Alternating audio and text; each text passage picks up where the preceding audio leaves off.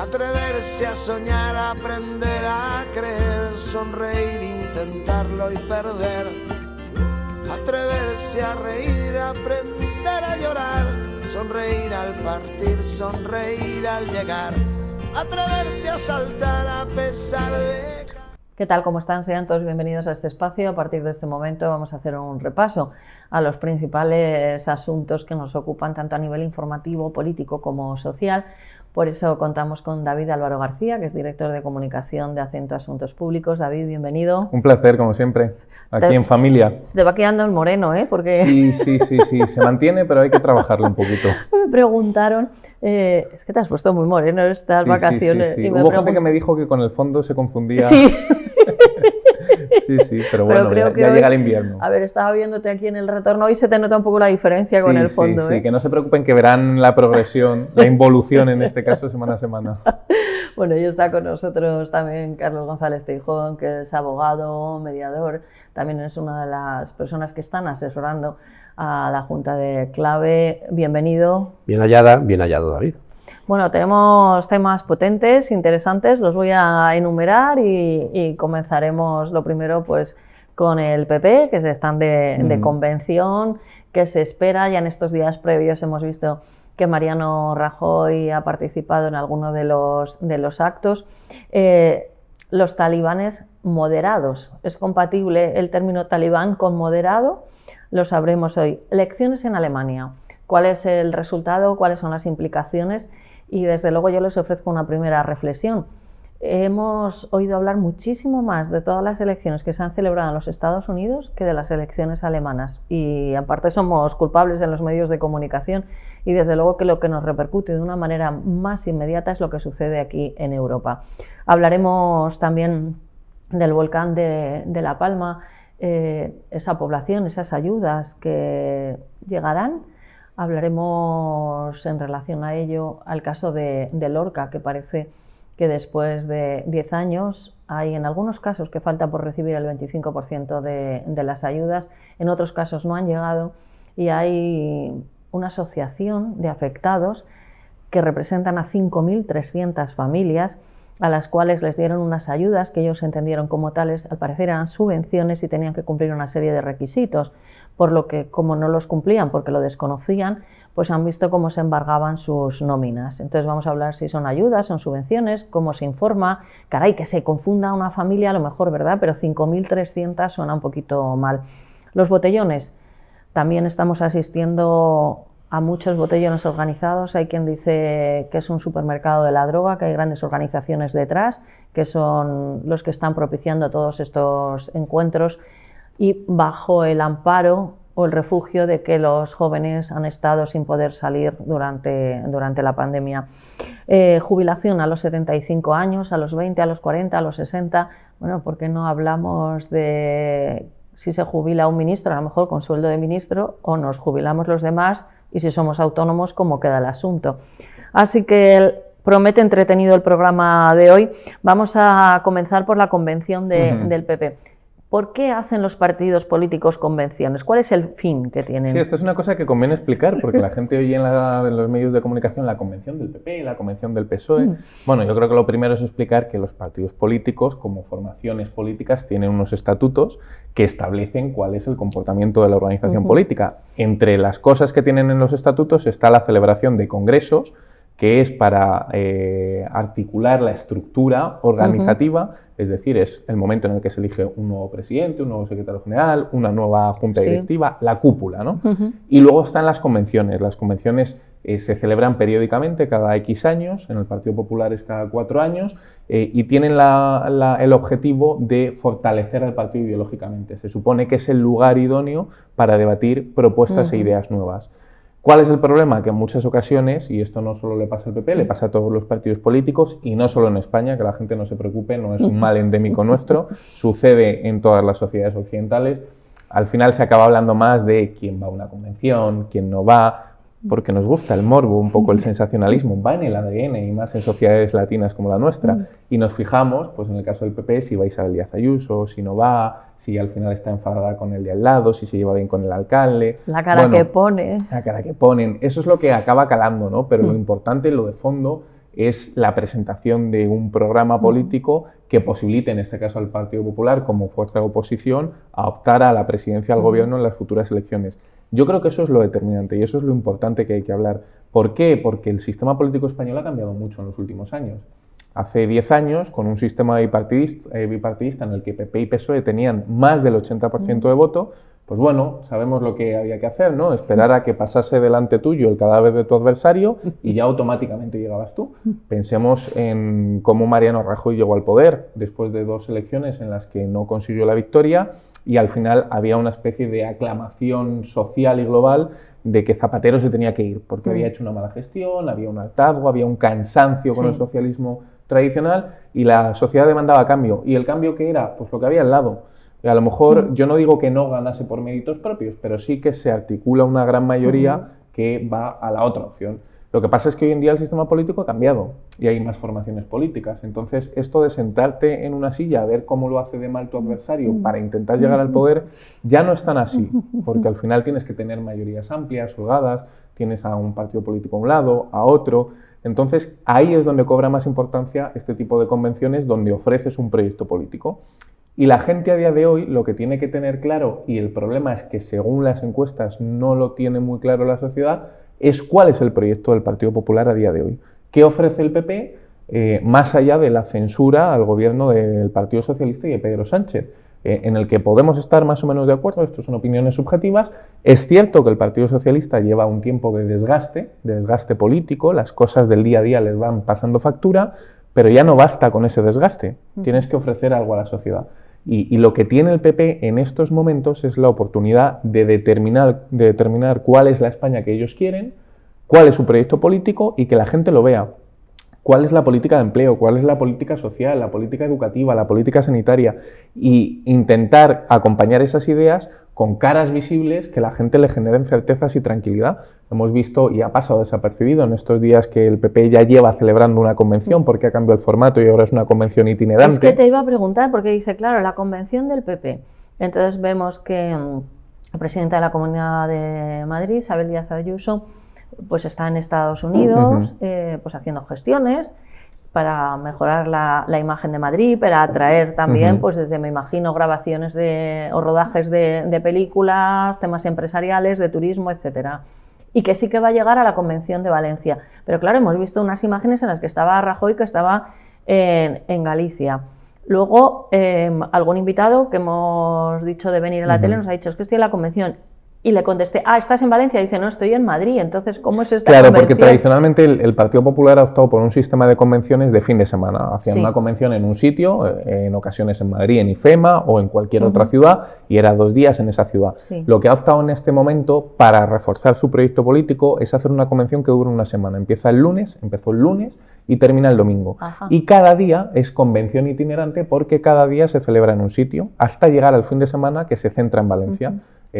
Durante esta semana se pasa por, si no me equivoco, Santiago de Compostela, Zaragoza, Sevilla, Madrid, hasta llegar al fin de semana que se celebra la clausura en Valencia. O sea, como la antorcha olímpica. Eso es, un poco en el fondo lo que buscan es llegar a cuantos más sitios de España mejor, y cada convención diaria tiene una temática. Ha habido una convención que ha estado centrada en seguridad, otra en política económica, otra en empleo, y ahí es donde hemos visto pasar pues, figuras como la del expresidente del gobierno, que hay que decir que, y esto asumo que es una opinión personal, pero que es el presidente del gobierno más elegante de todos los que tenemos, es el que menos problemas ha dado, Rajoy. Es el que mejor se porta con su propio partido político. Si echamos la vista atrás, todos los demás expresidentes nos han generado una sensación de tu tiempo, tu presidencia del gobierno pasó, pero tú te sigues sintiendo útil, y entonces intentan continuar en la cresta de la ola, intentan continuar siendo protagonistas, y es verdad que el presidente Rajoy pues, ha optado por volver a su puesto de trabajo previo, seguir su vida tranquila, intentar no ser protagonista y no condicionar la vida pública. Acude a las convenciones del PP cuando le llaman, echa una mano en lo que haga falta, pero ha adquirido un perfil, no digo bajo, pero sí de moderación, que es lo que Sí. siempre le ha caracterizado. Él no quiere dar una voz más alta, no quiere intentar solucionar problemas como estamos viendo algunos expresidentes que intentan solucionar el problema de Venezuela. Él intenta optar por un perfil bajo, ayuda siempre que se lo piden, y el ejemplo Sí. es la Convención. Y yo creo que hay que poner en valor ese perfil en un momento en el que la política busca la agresividad, busca la confrontación, busca los impulsos viscerales. Pues se agradece tener un expresidente como él. Una postura coherente que mantiene como siempre ha sido. Vamos a ver el del Bierzo, que está sonriendo, que es casi gallego, más gallego que los gallegos, no lo sé. Carlos González, al propósito de las convenciones de los partidos políticos, de las temáticas, ¿crees que son realmente útiles? Muy útiles. Tú sabes que yo soy un obseso de los conceptos y tus maravillosos programas que tenemos que vendernos también nosotros, no solo procuramos divertir, entretener, sino si podemos humildemente lo que podamos formar. Entonces, en este caso concreto hemos de decir que inventada la asamblea por los griegos, no funcionan, o sea, no nos engañemos. O sea, una asamblea de personas pueden con muy buena intención tomar un acuerdo el lunes.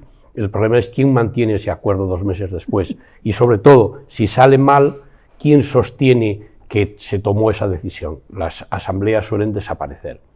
Los romanos, que no es cosa nuestra, ya inventaron los partidos. Entonces, las convenciones y los partidos, lo que se hace es crear una opinión de partido, recibir información de una parte, de otra, exponerse públicamente a sostener un criterio, exponerlo en la convención, que te apoyen determinadas personas detrás, provocar la reacción, el feedback que se dice ahora, y por lo tanto todo eso es lo que condensa como si fuese un cemento y lleva al partido, que no existe. Tú no puedes llamar por teléfono y decir, ¿es usted el PP? ¿Es usted el PSOE? No, hombre, son personas concretas.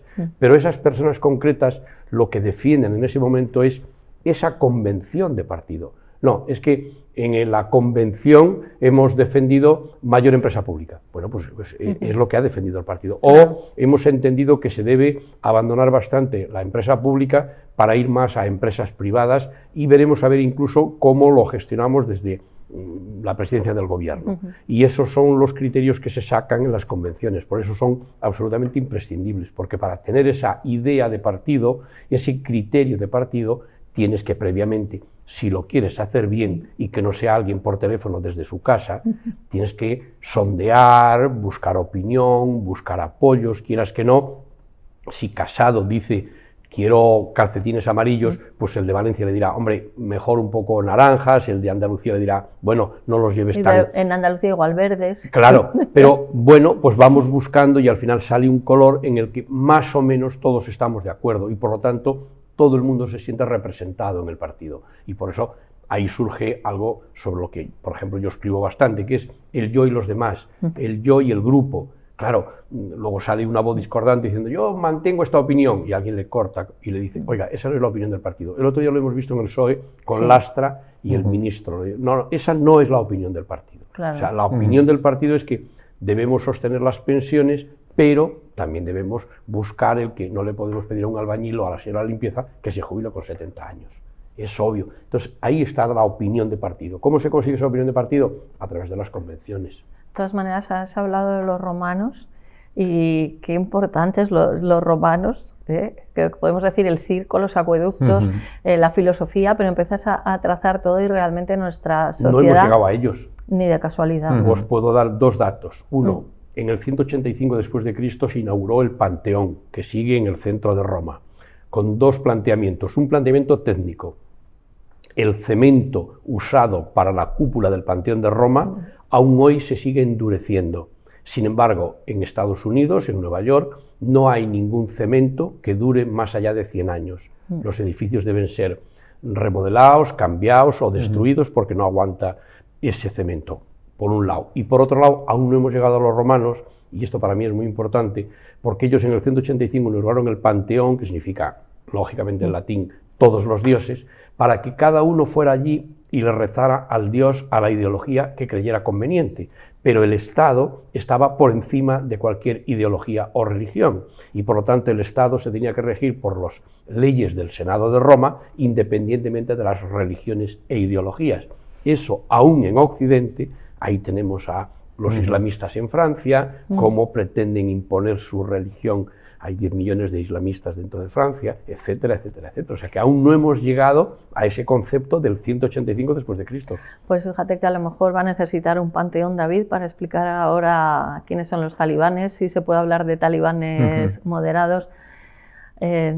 Estamos asistiendo con mucha pena a un retroceso en los derechos y libertades en una zona que es verdad que siempre ha sido muy convulsa. Hace unos días me llamaba la atención, me mandaban, bueno, pues estas imágenes que mandan por WhatsApp, ¿no? Pero del traje típico de la mujer, que por supuesto no llevaba ni el burka ni ninguno de las otras que vienen a dejar el burka está pequeño, ¿no? Porque damos por hecho como que es que ellos han crecido así o ellas es que eso lo ven como bueno y no es así. Bueno, totalmente. Sabemos que lo que ha surgido en Afganistán, el conflicto que ha habido en Afganistán ha sido muy largo, más de 20 años de guerra constante. Los estadounidenses no lo han hecho todo bien, esto hay que decirlo obviamente. Bueno, más bien mal, y perdona que te interrumpa, pero es que cada vez que van a algún sitio fuera de sus fronteras es que la lían. Porque, por ejemplo, sabes que yo tengo clavado en el corazón lo de Bahía de Cochinos, que es que fue una pifia, pero algo más, lo he dicho así muy suave, pero es que se meten en unos berenjenales para no solucionar y para luego marcharse con el país peor. Sí, totalmente. Y además yo creo que esto está bien decirlo porque en el mes de agosto y principios de septiembre, cuando cae el gobierno afgano, tendíamos a escuchar en medios de comunicación y en nuestro entorno social posiciones totalmente dicotómicas. La gente que defendía a Estados Unidos fervientemente o la gente que te decía que el nuevo gobierno talibán no era tan malo. Bueno, pues como todo en la vida hay grises, hay infinidad de matices. Yo doy un dato, por ejemplo, que es muy llamativo del fracaso de Estados Unidos. Estados Unidos ha gastado más en 20 años en Afganistán, económicamente, millones de dólares, de lo que gastó en la reconstrucción de Europa después de la Segunda Guerra Mundial, para que nos hagamos una idea de la magnitud. Y al final han acabado, pues que como acabaron en Vietnam, ¿no? Huyendo en Vietnam. Veíamos las imágenes que son tremendas de los barcos, los portaaviones en los que los militares empujaban al agua a los aviones para que cupiese más gente, y aquí lo hemos visto con los aviones sobrecargados de gente para poder salir. Y en ese intervalo de tiempo hemos escuchado titulares de prensa o algunos analistas o supuestos especialistas hablar de talibanes moderados, talibanes inclusivos. Claro, aquí hay que hacer una matización. Cuando uno habla de moderación, entiende que está poniendo el punto medio entre dos extremos. Claro, si entendemos que los extremos es entre el que es un sádico asesino y el que es un autoritario, pues a lo mejor... Fíjate que hasta puede ser que el talibán esté en la moderación, pero siempre y cuando los extremos sean los que acabo de decir. Si los extremos son los que tenemos en nuestro concepto occidental, pues desde luego no están en la moderación, están en un extremo muy, muy escorado, ¿no? Pero esto está bien porque en el fondo tiene su punto de equilibrio. Con la concepción que tenemos nosotros en Occidente y la concepción que tenemos en España, no son moderados, nada más lejos. Lo que pasa es que han hecho una apuesta muy decidida por el uso de las nuevas tecnologías para dar a conocer o intentar construir una imagen de algo diferente. Es que esto es otra cosa que es muy llamativa, ¿no? Como Donald Trump está censurado en lugares como Twitter y, sin embargo, los líderes talibanes tienen perfiles desde los que dicen auténticas salvajadas y no hay ningún problema. Y estos talibanes, pues bueno, se los ha etiquetado de moderados, de inclusivos. Hubo debates en los medios sobre cuántas mujeres podía haber en el nuevo gobierno talibán. Pues oye, no ha habido ninguno. Había un ministerio algo así homologable al Ministerio de Igualdad que podemos entender en España y ahí se lo han cargado y lo han sustituido por el Ministerio de la Prevención del Vicio. A ver, ¿cómo? O el ministerio más o menos homologable al Ministerio de Igualdad, según han llegado los talibanes, lo han eliminado y lo han sustituido por el Ministerio de la Prevención del Vicio. Le llamaban Ministerio de la Mujer. Ministerio de la Mujer. El nombre era Ministerio de la Mujer. Y ahora es de la prevención del vicio. Por la prevención del vicio. ¿Y el vicio será la mujer? Bueno, pues yo no sé si el vicio es la mujer, pero en la concepción que ellos tienen, solamente la el mujer término tiene que ocupar un papel no secundario. Lo siguiente, hemos vuelto a ver imágenes en las escuelas de biombos separando a mujeres y hombres, con mujeres totalmente encapuchadas de pies a cabeza. Hemos visto otra vez ejecuciones públicas porque consideran los líderes talibanes que da ejemplo a los demás. Dicen con total naturalidad que la amputación de manos es un ejemplo que da seguridad a los ciudadanos. Hemos visto cómo prohíben que las mujeres lleven teléfono móvil. Hemos visto cómo a los varones les prohíben que se afeiten la barba porque necesitan tener la barba larga. hemos visto otra vez los castigos físicos, que era algo que ya no existía en Afganistán, como símbolo de normalidad. Todo aquel que presuntamente comete una actividad que no guste al gobierno, ya no digo delictiva, en el fondo, ¿qué estamos viendo? Una involución. Sí. Una involución, no hablo ya de democracia, porque no hay democracia posible con una configuración así, pero es una involución social, una involución de progreso, de sociedad, de colectivo y al final donde el individuo es el que acaba perjudicado, ¿no? Y donde parece ser que todos los focos mediáticos están puestos ahí, pero ¿qué va a pasar en Afganistán dentro de 5 meses, de 5 años, de 50 años? Porque cuando el foco mediático se apague, lo veremos después cuando hablemos de La Palma, cuando el foco mediático se apaga, el drama sigue ahí. Y yo creo que tenemos una obligación moral de no apagar el foco y, aunque sea desde este espacio en el que estamos nosotros tres, pues seguir poniendo la lupa sobre los lugares en el mundo que están en conflicto. Sí, sobre todo cuando han sido sitios donde pues las mujeres han podido, digo las mujeres, también los hombres, porque desde luego todos los que discrepen, pues ya sabemos lo que les van a hacer y además está justificado, ¿no?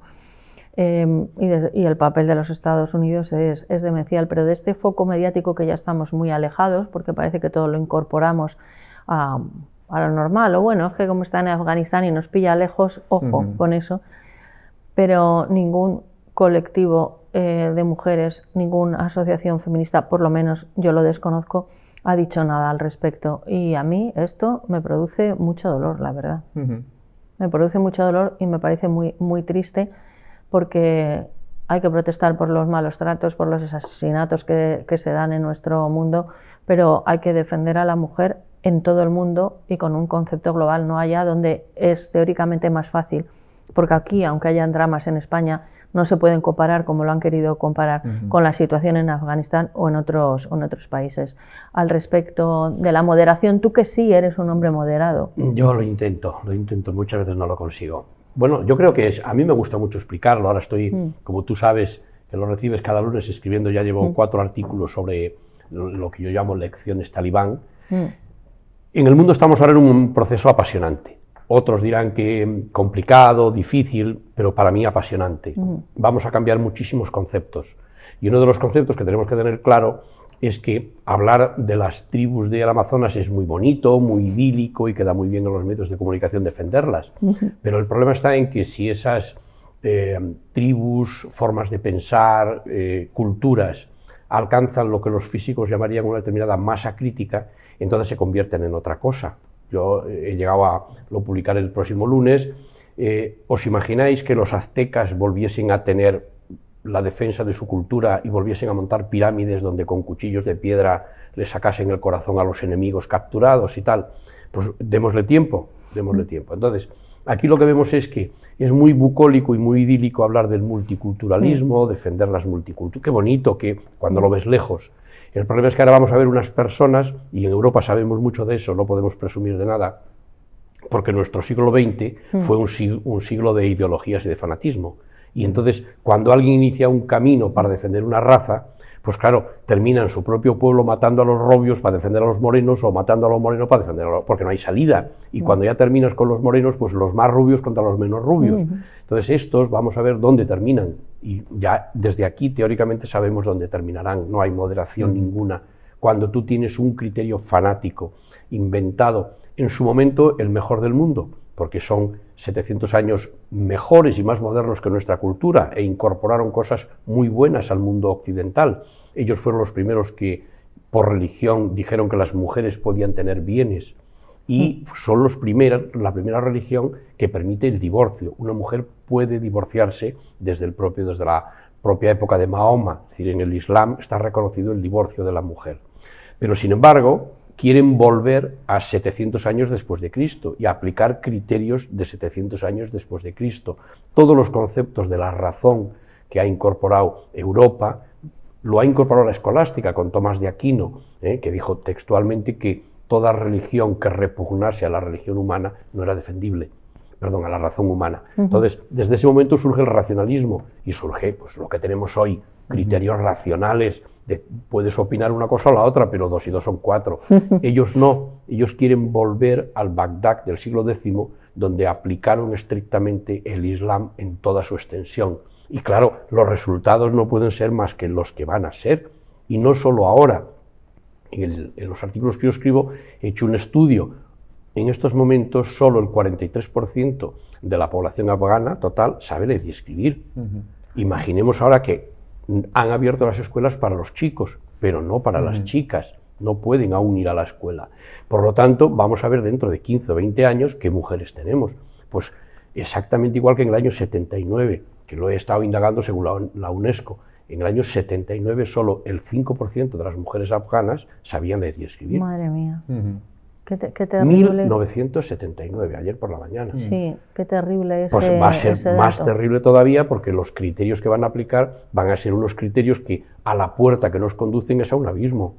Desde luego, y sin la educación necesaria, pues nunca podrán tener tampoco ni su libertad, ni No pueden ni tener nada, no pueden crear una conciencia. Y por lo tanto, lo que llegue el mulá de turno, que llegue diciendo que 2 y 2 son 17, pues lógicamente, ¿quién tiene criterio para oponerse? Que es lo que se nos forma en las universidades, un criterio crítico, ¿no? Claro. Que tú puedas decir, oiga, un momento, que yo he leído estos otros libros, Claro. como los libros los domino yo y como la teoría la domino yo, pero ya sabéis lo que dijo el que conquistó y destruyó, por desgracia, la biblioteca de Alejandría. Es bonito, es terrible, pero bonito. Dijo, bueno, si lo que contiene la biblioteca de Alejandría dice lo mismo que el Corán, ¿para qué la queremos? Ya leemos el Corán. Qué fuerte. Y si dice algo contrario al Corán, debe ser destruida. Y por lo tanto quemó los islamistas cuando tomaron Alejandría, que era de la cultura griega, porque Alejandría la fundó un griego, Alejandro Magno, y los reyes eran todos griegos, quemaron la biblioteca de Alejandría. Por lo tanto, eso es lo que vamos a tener ahora. Sí, además escenificado en la quema de la historia. Acordaos de los nazis quemando libros Por eso. en el 33 de Y la Alemania. costumbre esta que hemos cogido aquí también de quemar placas de las calles porque no se conforman con quitarlas, y de quemar fotos de el rey, y de quemar, y es que eso no es opinar ni, Bueno, hemos ni visto hablar. como en Canadá hace unas semanas quemaban También. 4.000 ejemplares de Tintín, de Asterix y Obelix y de Lucky Luke, Claro. por verlo, que es uno de los fallos habituales de analizar la historia con los ojos de la actualidad. Oye, pues Claro. que el tipo que escribió Lucky Luke o Asterix y Obelix lo hacía con un sentido humorístico puro y duro, sin buscar nada más. Y sin embargo se queman 4.000 ejemplares de estos cómics, que me parece que esto suceda en pleno Mira, siglo XXI. le vi es atroz. a Iker Jiménez en la 4, que nosotros aquí nombramos, por cierto, saludos a otras televisiones sin ningún problema, porque hay algunos que parece que tienen alergia a nombrar dónde escuchan las cosas o dónde ven las cosas. Pues Iker Jiménez hizo lo que puede considerarse como un editorial al respecto. Dice que había preguntado a sus espectadores si eran más de Tintín o de Asterix. Parece que salió un 80% de Asterix y un 20% de Tintín. Yo soy más de Tintín, lo reconozco, no sé vosotros. Yo más de Asterix. Yo de Ya estoy- Asterix y Obelix. también, ¿ves? Entonces, claro, estoy en la minoría siempre. Hombre. Es que es lo mío, llevar la contraria. Yo de Panoramix. Bueno, y, menudo, ¿eh? Te va a meter un día disfrazado de Panoramix, que iba a estar. y entonces lo explicaba muy bien, porque es que nos hemos criado con eso. Creo que ninguno de los que estamos aquí, ni lo que lo hemos leído, tenemos ninguna tara. Comprendemos que hay gente que puede hablar de otra manera, no falta a nada, pero es en este mundo en el que no se puede, que nos están intentando meter, en el que cada palabra ofende a alguien. Entonces es imposible hablar y acabamos diciendo tonterías o cogiendo un lenguaje que es el que interesa a algunos. Bueno, pues nos vamos a Alemania, David. Ha habido elecciones, recordamos que Angela Merkel llevaba, me parece que 16 años, ¿no?, al frente del gobierno. Ha marcado toda una época una señora que me parece que tiene una historia muy potente, porque pues ella vivía en la Alemania comunista. Recordemos que hasta hace no mucho, como dirías tú, hasta antes de ayer, había un muro que separaba una Alemania de otra, que los que intentaban saltar el mundo de la Alemania comunista a la occidental se los cargaban vilmente. Y ella, estudiando, tampoco parece que en su partido la tenían en mucha consideración, y han hecho, porque claro, se han metido cantidad por cómo iba vestida o cómo llevaba el pelo, y vi un estudio muy curioso, este fue en Antena 3, también les cito. Parece que estoy viendo solo del mismo grupo, pero también no, porque la 4 es de Mediaset, ¿no? Veo todo lo que puedo. Y llevaba su predilección en todos estos años han sido las chaquetas de 3 botones y en distintos colores, pero ojo, porque cada color lo utilizaba para según era la reunión que tenía que tener. Y hay una frase de ella que les dijo a algunos periodistas: a mí no me pagan por ser modelo ni voy a tirar dinero del Estado.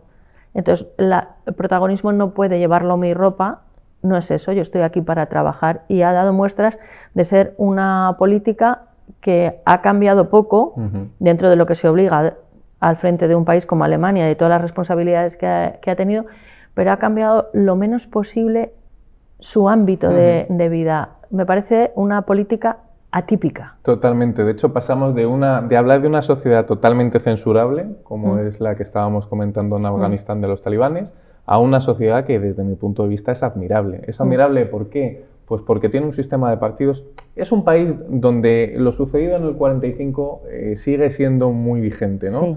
Decíamos antes que los años 70 no están muy lejos, el siglo XX en general no está muy lejos, y la experiencia que ellos vivieron los alemanes en el siglo XX ya condicionó la vida pública. Esto lo digo porque es un país donde, independientemente de que gobierne la derecha o la izquierda, siempre hay una moderación y una centralidad ejemplar, donde cuando han surgido partidos políticos extremistas, que los hay, como ha sucedido en todos los países de Europa, se pacta entre los grandes: nosotros los vamos a excluir de la vida pública, no vamos a pactar con ellos, ni de un lado ni de otro, cosa que a mí me parece muy bonita, y donde al final, pues lo que acaba de suceder el domingo en las elecciones alemanas es el ejemplo de que gana Angela Merkel. Pasase lo que pasase, ganaba Angela Merkel. Ganaba Angela Merkel porque después de 16 años de canciller de Alemania se va con las mayores cotas de popularidad. Para mí va a ser un personaje en política que, si ahora la tenemos en estima, dentro de 20 años, mucho más. Su figura se va a engrandecer porque su gestión política ha sido muy buena, francamente buena.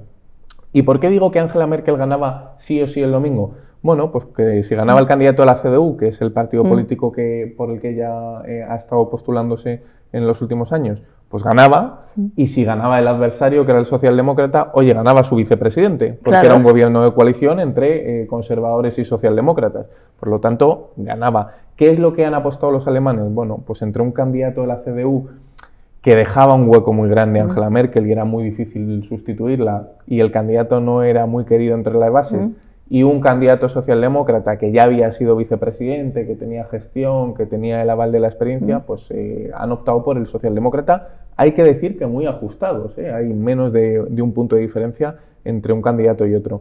Y ahora la clave está en las alianzas que se Perdona que voy a parar aquí en un momento, porque puede ser que no tenemos por qué estar, ni todos los espectadores, saber cómo se formaba ese gobierno, y habrá quien a lo mejor se haya perdido, pero dice: vamos a ver, pero el de Angela Merkel era el del CDU y el otro has dicho que era su vicepresidente. Esto, por explicarlo, que la gente lo entienda claramente, es como si el presidente del gobierno de España fuese Pablo Casado y el vicepresidente fuese Pedro Sánchez.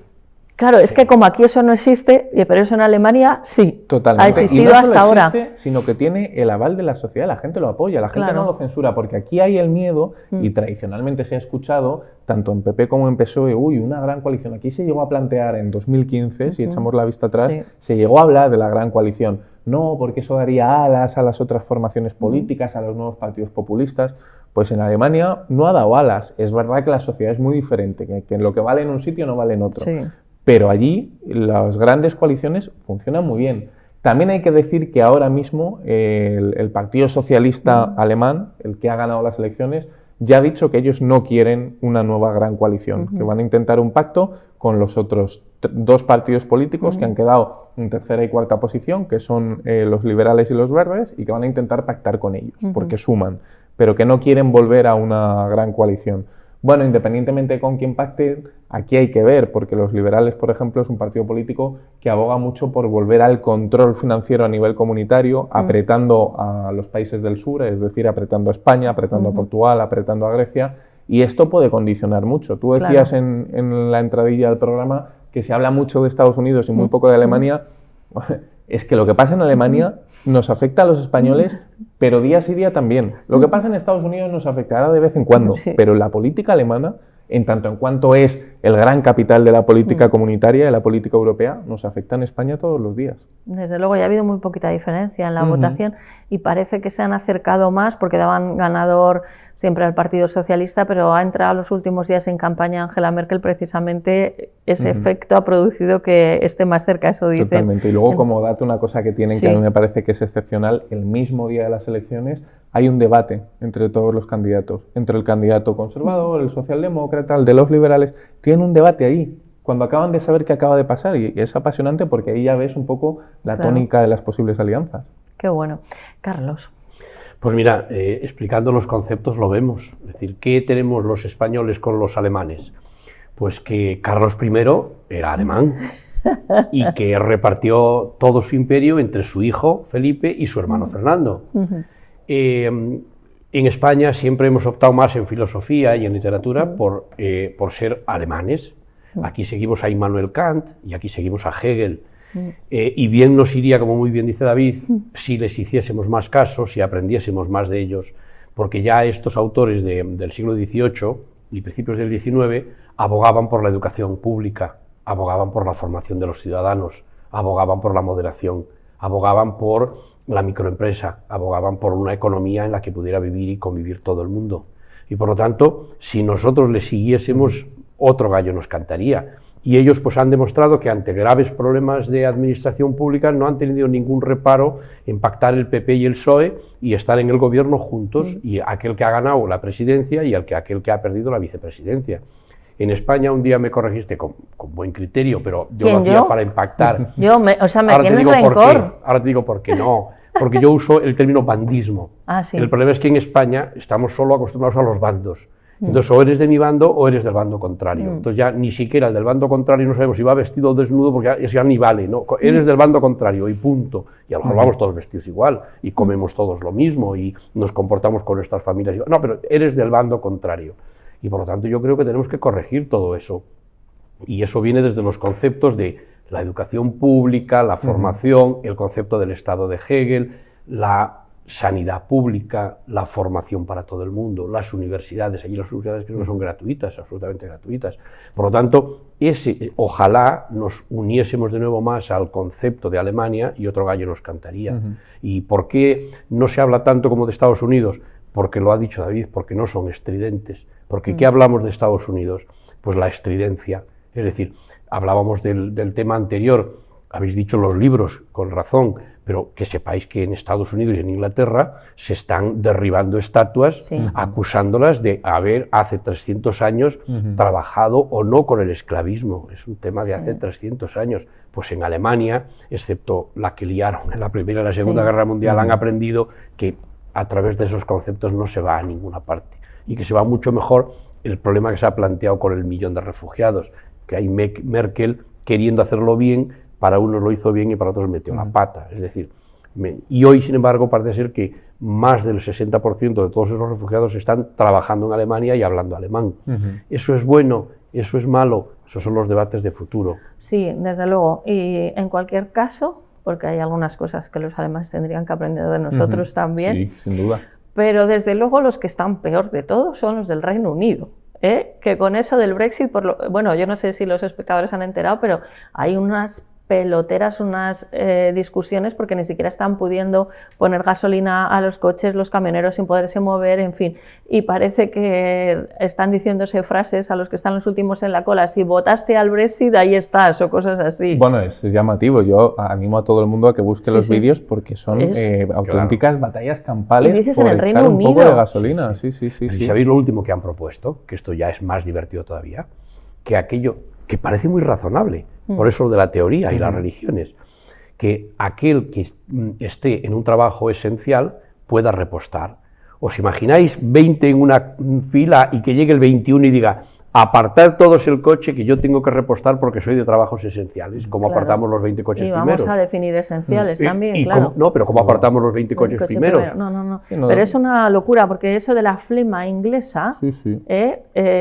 pues yo, ¿qué quieres que te diga? Que me alegro. Lo siento por algunos Bueno, compatriotas, pero se lo merecen. Yo creo que están pagando las consecuencias de lo que ellos votaron, que es la salida de la Unión Europea, y tiene estas consecuencias, y se avisó, y se advirtió, y está pasando. Y siguen mirando por encima del hombro.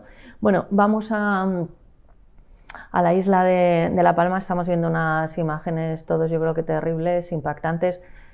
Personalmente debo decir que siempre me ha captado mucho la atención lo de los volcanes, ¿no? Porque es, más allá de entenderlo o no entenderlo, cómo surge la tierra, cómo se vive cerca de un volcán. Esto me sucedió hace muchos años yendo a un campeonato de baloncesto en Sicilia y viendo el Etna, y desde entonces pues he tenido, bueno, pues como esa debilidad. Sí que lo ves como que le pasa a otros, y fíjate que estoy hablando de uno que está en Italia, que en el 71 habría otra erupción también en La Palma. Esta desde luego es tremenda, y además, claro, está muy visualizada. Debe ser terrible para esas familias que están viendo en la tele cómo la lava acaba con su tierra, con su casa, con todo. Ahora es el momento en el que los políticos, las administraciones, no os vamos a dejar solos, no os vamos a dejar solos.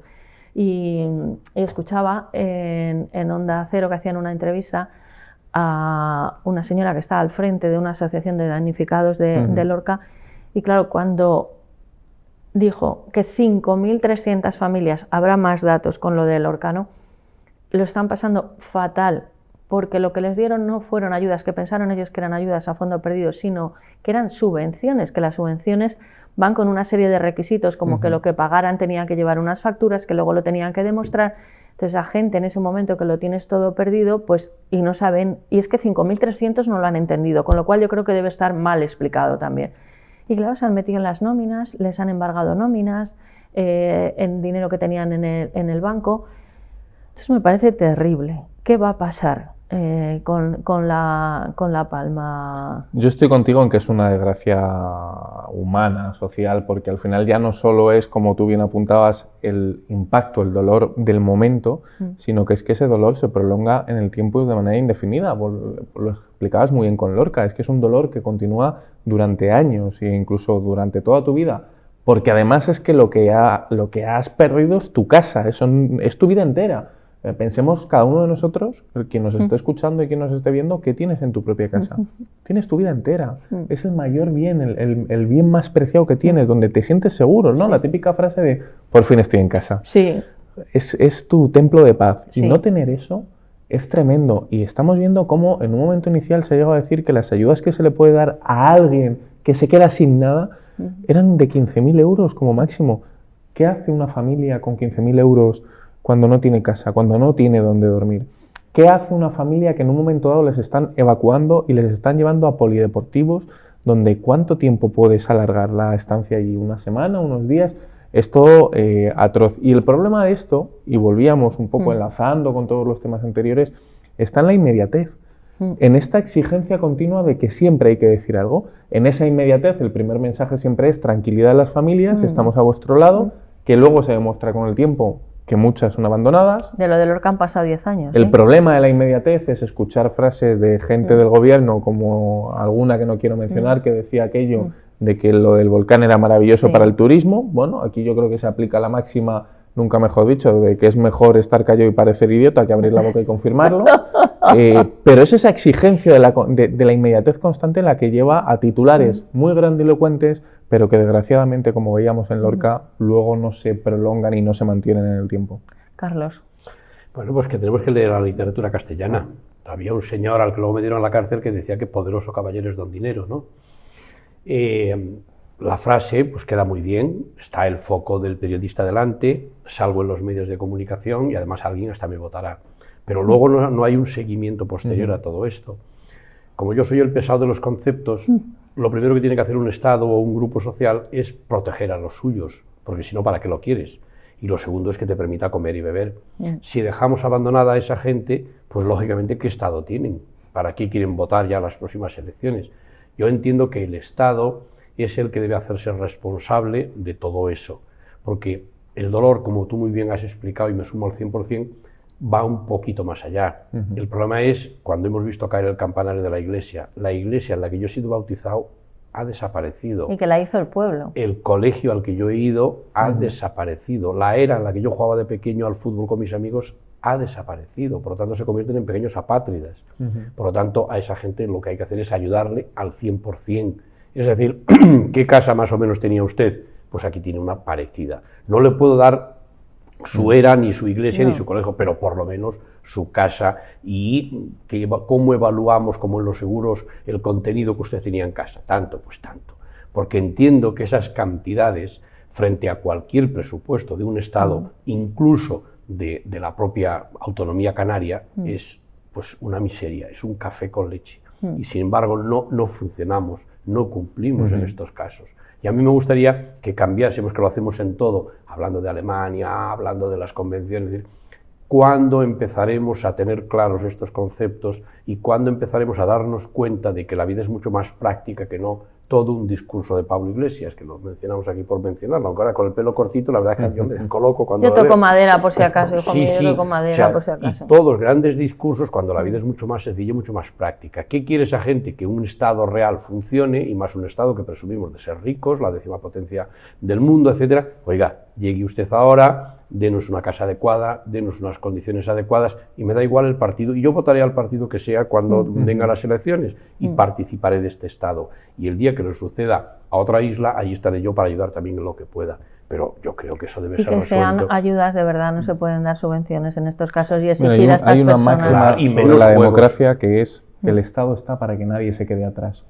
En el momento en el que un Estado permite que haya gente que se quede atrás, no funciona. Ya no es su Estado, sí, es que pero, no le protege. Pero esa frase la ha usado mucho Pedro Sánchez, no dejamos a nadie atrás, y bueno, hay un montón de ministerios que no se quedan atrás, pero también es a ver cómo se reparte el dinero. Pero mira, los medios de comunicación nos viene fenomenal la publicidad, pero han destinado una partida a publicidad que habría, y supongo que auditarán, a ver a qué medios se dan, porque está claro que están sufragando medios de comunicación, que de verdad que todos, seamos privados o públicos, necesitamos apoyo de las administraciones públicas, pero otra cosa es que mantengan empresas para que den su discurso, que es muy diferente, y entonces ves unas partidas, y digo eso que es algo que me atañe directamente y podríamos criticar muchísimo más. Y aquí veía a un matrimonio, él con 90 años y ella con 80 en La Palma, y estaban en una pequeñita embarcación, no urbanización, una pequeñita barquita, de verdad, era como una lanchita con un poquito de toldito y tal, porque claro, les habían llevado a un polideportivo y eso, en un polideportivo se encontraban mal, y les veías a los dos con 90 y con 80 años, y es que se te partía el corazón. Claro, así es. Y entonces lo que dices es que aunque parezca mucho dinero, No, y no van a recuperar la vida. Para los presupuestos de la propia Canarias es una miseria, y para los presupuestos españoles es una miseria. Bueno, lo de la jubilación, mira, es que lo vamos a dejar porque no tenemos tiempo, y es que a las tonterías quizá no deberíamos dedicarle Además, tiempo. nosotros tres no nos vamos a jubilar nunca. No, Eso pero es. yo las tonterías llega un momento en que creo que son maniobras de distracción también de cosas importantes. Y hablaremos otro día de los botellones, porque como se seguirán produciendo, y qué hay detrás de los botellones, porque nos lo plantean como la juventud, primero no es toda la juventud, y luego porque pasan esos desajustes, ¿no? En Barcelona, no serán los mismos que se manifestaban por la independencia y que han aprendido que todo vale, no se va a la cárcel, no hay responsabilidad, y parece ser que también algunas aprovechan para vender grandes cantidades de droga, con lo cual hay un negocio por detrás que pasa como con otras mafias. En fin, estamos abriendo unos melones. Carlos González Teijón, abogado, mediador, el hombre de los conceptos, el pesado de los conceptos. Hay que explicar las cosas. Un placer de verdad, y feliz, me hacéis feliz cada vez que vengo. Hasta otro día. David Álvaro García, muchísimas gracias por acompañarnos. Un lujo, como siempre. David es director de comunicación de Acento Asuntos Públicos, y nosotros nos despedimos ya de todos ustedes, deseando que sean malos, pero que sean muy malos, porque dicen los que entienden de esto que es divertidísimo.